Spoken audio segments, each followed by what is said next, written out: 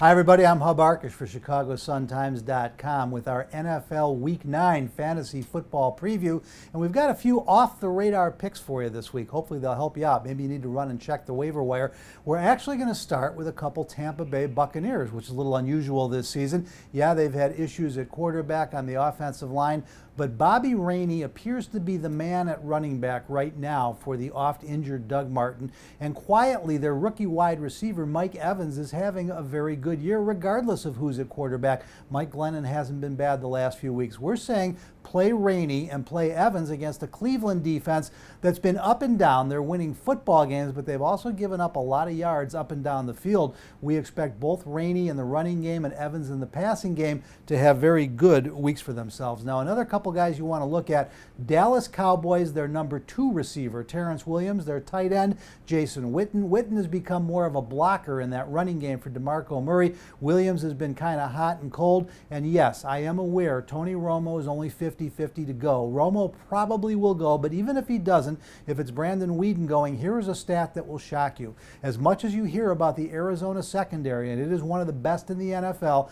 the Arizona Cardinals are dead last in the NFL right now in passing yards allowed per game. So what we're saying is that Terrence Williams and Jason Witten are going to pile up some yards. We don't know if the Cowboys can actually win the game. We don't know if Tony Romo goes, but the stats say it is a very good spot to go with both Williams and Witten.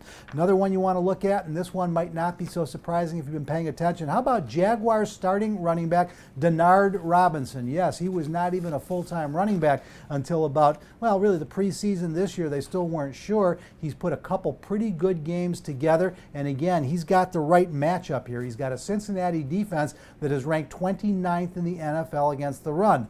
Nobody's predicting an upset or saying the Jaguars are going to go off, but Denard Robinson, with that incredible speed and quickness as he begins to understand the ground game, gets a run defense that will work to his favor and will be without Vontaze Burfict, their best defender and leading tackler, so this is a good spot to go with Robinson. And then finally, load yourself up on some Washington Redskins, particularly receivers. We're saying you want to get Deshaun Jackson in the lineup. Maybe that's a no-brainer, but also go with Pierre Garçon.